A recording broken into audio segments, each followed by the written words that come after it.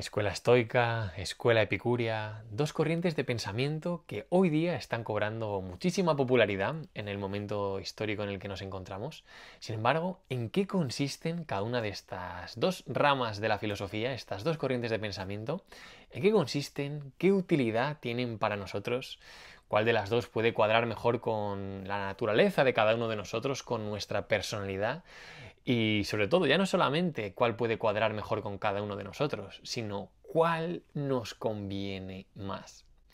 Bueno, antes de empezar, antes de dar respuesta a estas preguntas, déjame que te dé la bienvenida un sábado más al Podcast Libertas. Soy Agustín Blanco y hoy voy a asegurarme de que te quede muy claro estas preguntas y sobre todo que, como hacemos siempre, al final del episodio de hoy, cuando finalicemos esta conversación entre tú y yo, bueno, que puedas llevarte una invitación, una aplicación práctica que puedas poner en marcha desde que terminemos de charlar, ¿no?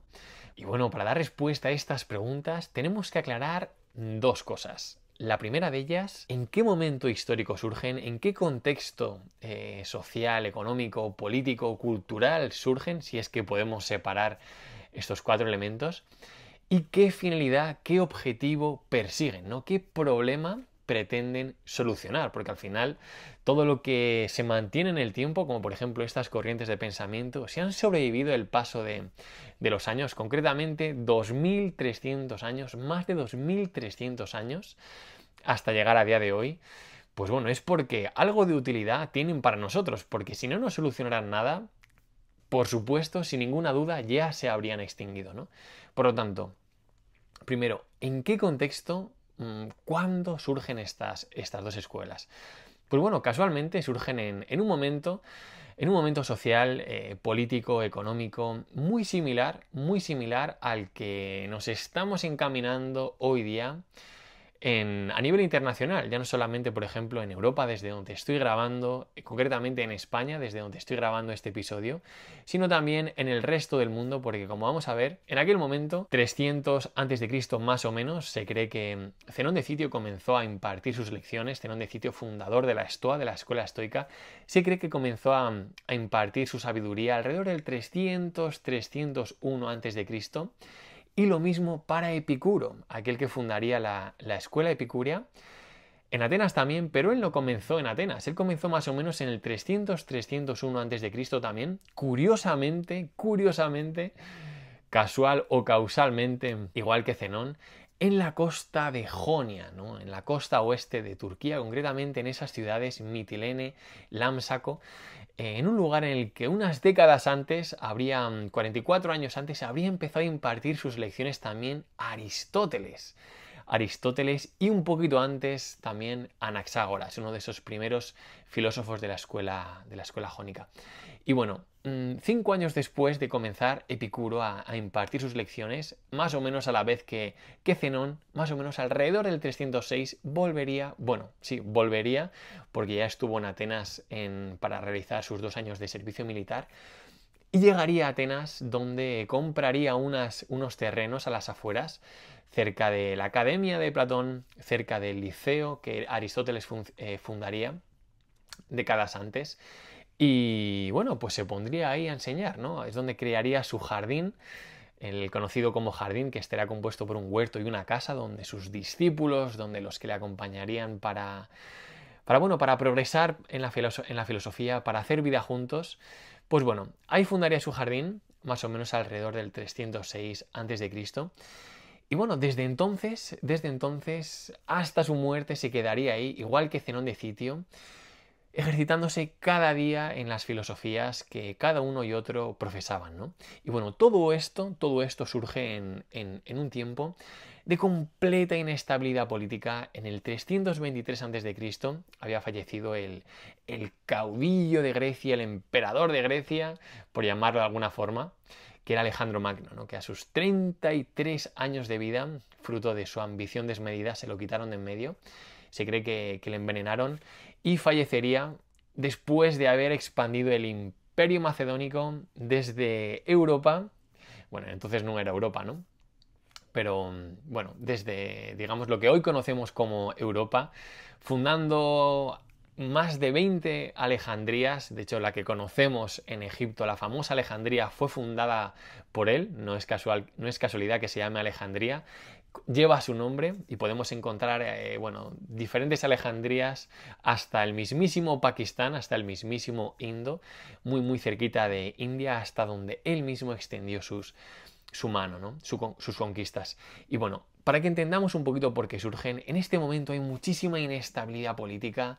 Grecia se ha quedado sin emperador, sus generales, sus diádocos están comenzando a tener conflictos, guerras entre ellos, batallas entre ellos para disputarse los diferentes terrenos que junto con Alejandro habían conquistado.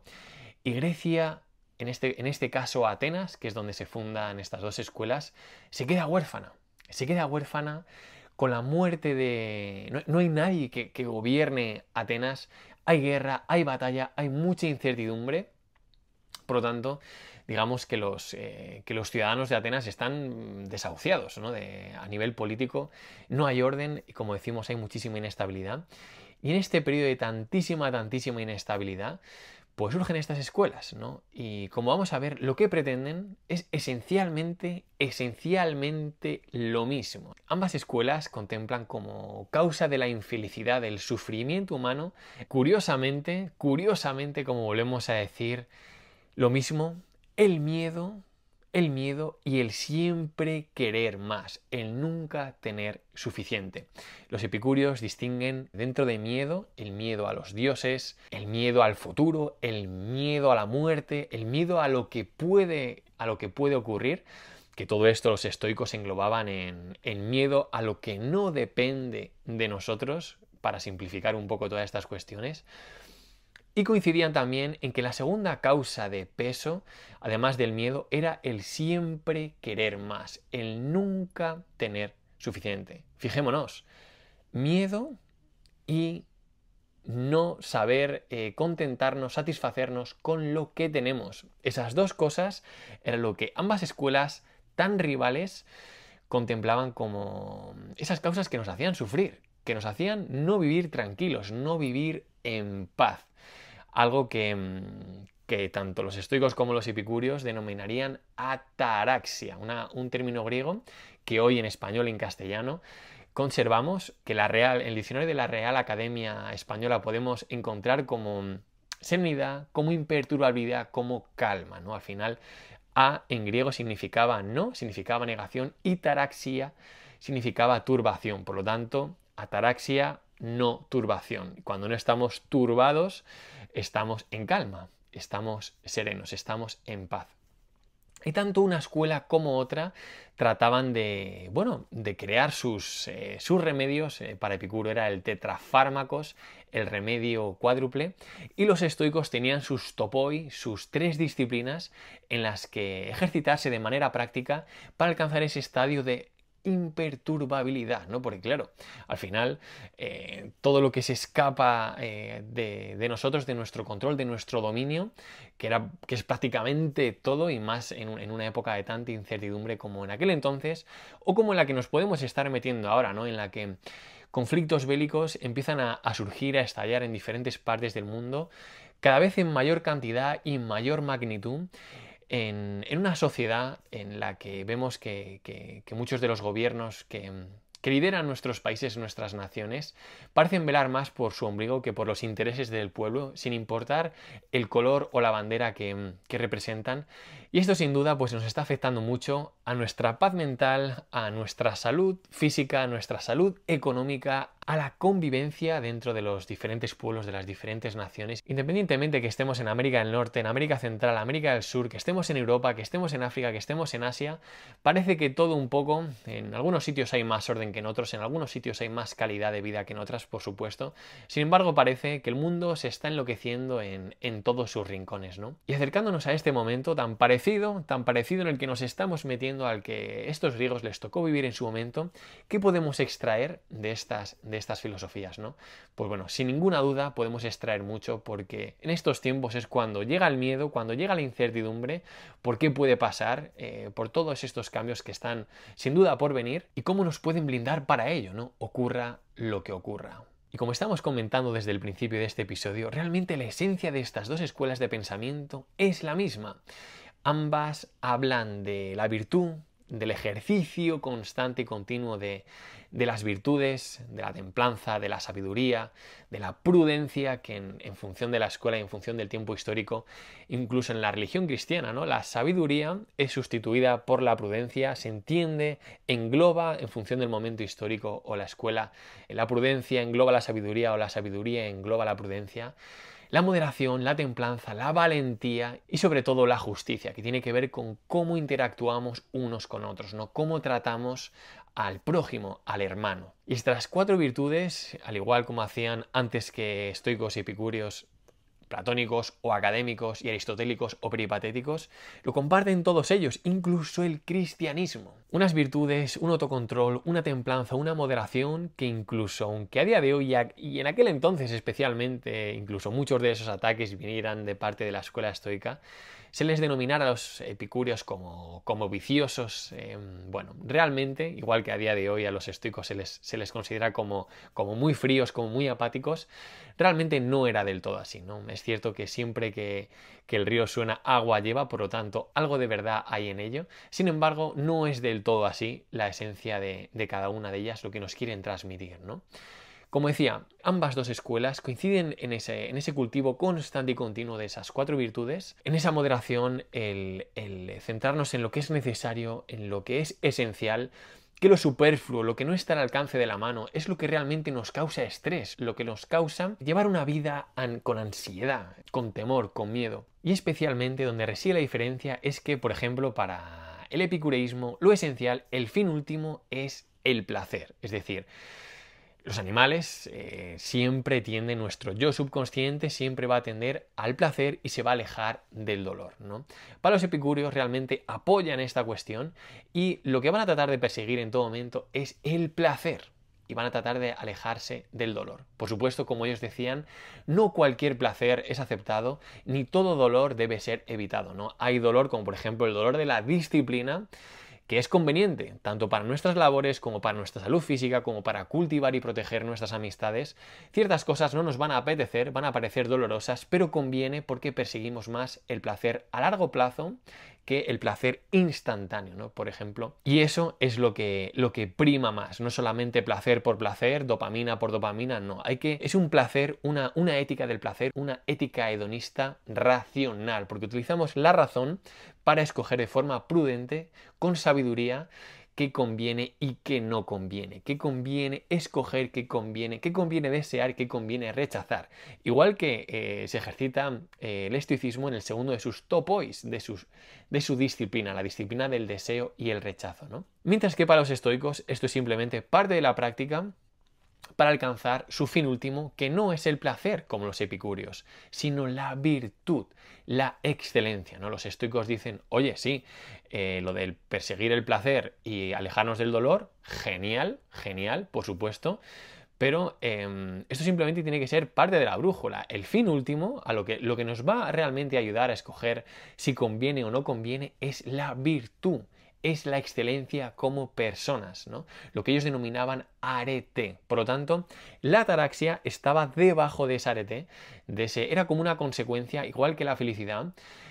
Si uno se ejercita cada día en ser mejor persona, cultivando esas diferentes virtudes, uno va a ser feliz, aunque no llegue a ser virtuoso nunca, aunque no llegue a ser excelente nunca, ¿no?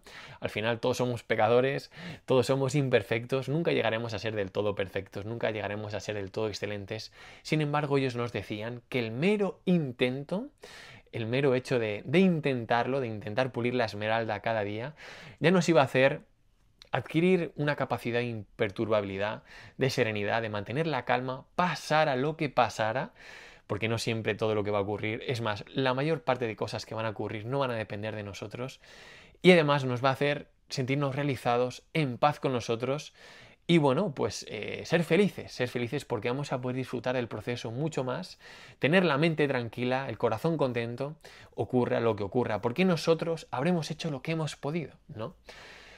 Así que bueno, ahí realmente es donde reside la mayor diferencia entre unos y otros, ¿no?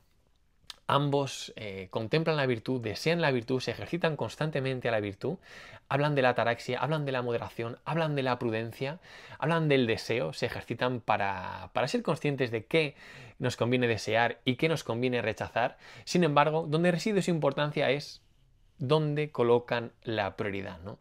Y también reside la importancia en que, por ejemplo, mientras que los epicúreos siempre van a tratar de protegerse, de alejarse un poco de la sociedad, de estar protegiditos, de estar en un lugar tranquilo, los estoicos dicen, oye, eso está muy bien, pero realmente los humanos somos como los herederos de los dioses, nos han dado algo más, algo especial a nosotros que no nos ha dado a los animales, y aunque sea mucho más natural para nosotros lo que los epicúreos proponen, simplemente tendernos al buscar el placer y alejarnos del dolor, los estoicos nos dicen, oye, tenemos algo dentro de nosotros, algo divino, que es lo que nos diferencia, como decíamos ahora, de los animales, que eso nos tiende, nos invita a tratar de hacer siempre de lo que esté en nuestra mano lo mejor posible, no solamente de preocuparnos por nuestro placer, sino de ayudar también al otro, de hacer algún tipo de aportación.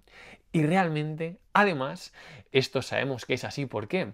Porque cuando uno se preocupa únicamente de llenar su vientre, de tener para uno mismo, más pronto que tarde va a notar un vacío. Va a notar un vacío en sí mismo y de hecho es el mismo motivo porque la gente muy adinerada, la gente rica, la gente muy famosa que todos conocemos, acaban reconociendo todos ellos, oye, he llegado aquí, pensaba que esto era lo que tenía que alcanzar y me encuentro vacío. Y me encuentro vacío y me he dado cuenta que por aquí no es. Y ese es el motivo por el que luego acaban dedicando todos ellos gran parte de su tiempo y gran parte de su capital a motivos filantrópicos, a motivos de aportación, ¿no? Por lo tanto, si ya lo sabemos, si hace ya milenios que estos sabios nos están diciendo que lo importante no es el tener, el reunir, el amasar fortuna o fama, sino que es el realmente sentirse uno realizado con lo que hace, el ser buena persona, el hacer algún tipo de aportación a los demás. No hace falta volverse locos, es realmente lo que incluso la Biblia nos dice, ¿no? El amar a los otros como amar al prójimo como nos amamos a uno mismo y tratar de hacer algún tipo de aportación, por pequeña que sea, con nuestro vecino, con nuestro hermano, con nuestros amigos, con nuestros familiares. No hace falta mucho más, no hace falta mucho más, ¿no? Y ahí es donde realmente reside el buen vivir, donde reside la plenitud, ¿no? Entonces, bueno, ahí es donde quiero un poco cerrar, con esto quiero cerrar el episodio de hoy, ¿no? Por supuesto, como resumen, al final, las dos vertientes son muy similares en esencia, donde se diferencian esencialmente es en el orden de prioridades, a qué le dan más prioridad y sin duda en ese esfuerzo estoico de no solamente como los epicúreos tender al placer y alejarnos del dolor, sino que sobre todo tender al deber, y el tender es hacer tenemos un tipo de responsabilidad para con los que nos rodean, para nuestra sociedad, y el estoico trata de vencer esa naturaleza física del animal, de no solamente ir al placer, sino tratar de vencerse y hacer lo que debe hacer en cada momento. Es decir, no solamente se centra en esa victoria privada, sino también se enfoca mucho en esa victoria pública, que en el epicúreo falta quizás un poquito, no solamente con nuestro círculo cercano, sino tratar de ser un ciudadano responsable, tratar bien a todos, no ser egoísta, ¿no? Y tratar de ayudar a los demás, aunque eso pues conlleve coger bienes de los míos o tiempo del mío y ponerlo encima de la mesa de los demás, para que todos como sociedad queremos bueno, pues una convivencia que al final nos blinde frente a guerras, nos evite conflictos, porque claro, si al final estamos cada uno mirando a nuestro ombligo, eso es lo que provoca el conflicto. Eso es lo que provoca el conflicto, eso es lo que provoca la diferencia, ¿no? Por lo tanto, la visión estoica es realmente muy humanista, es una visión muy universal, que trata de velar por el conjunto, de poner al individuo un poquito por debajo y tratar de velar por el conjunto, ¿no? Ahí es posiblemente posiblemente no es una de las mayores diferencias entre una y otra, ¿no?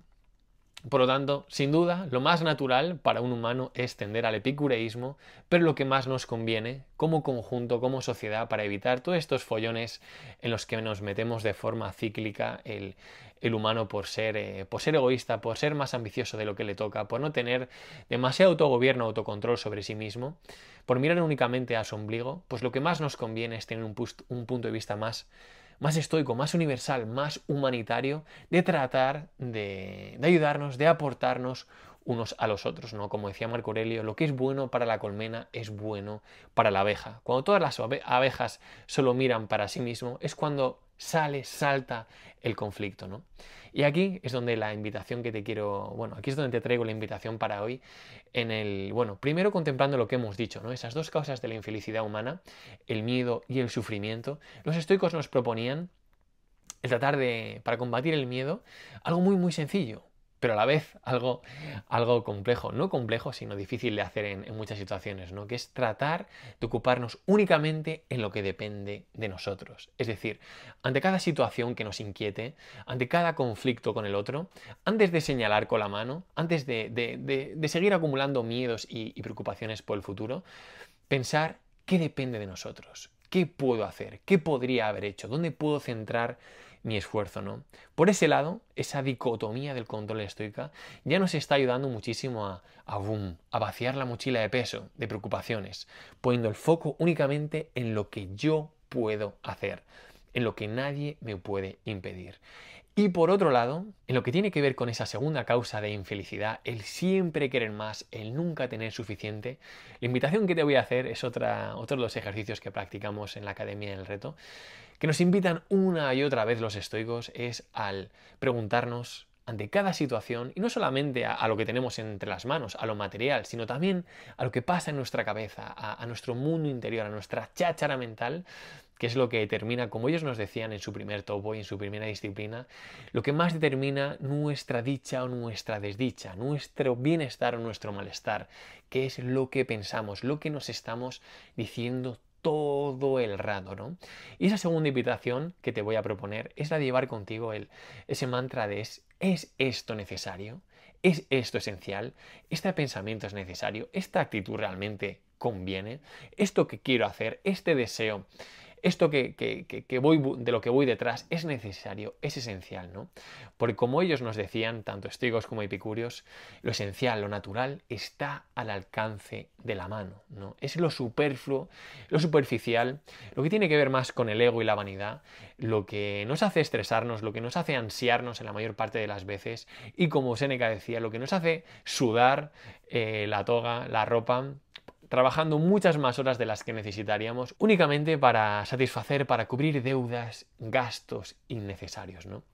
Así que bueno, espero que el episodio de hoy te haya sido de utilidad. Cada día mando un mail diario con un recordatorio que nos ayuda en este camino del arete, de la excelencia como personas, que puedes recibir únicamente, si no lo haces ya, en agustinblanco.com, dejando tu mail ahí, suscribiéndote, y te mandaré cada mañana un mail diario muy breve con un recordatorio en esta línea, y sobre todo pues el sábado te mandaré directamente el episodio que publiquemos. Así que bueno, espero que te haya sido de utilidad. Gracias por compartir tu tiempo, gracias por formar parte de esto. Y nada, que pases una feliz y provechosa semana, y nos vemos tanto en el mail diario como en la academia, en el reto estoico 126 o aquí en el podcast Libertas el sábado que viene.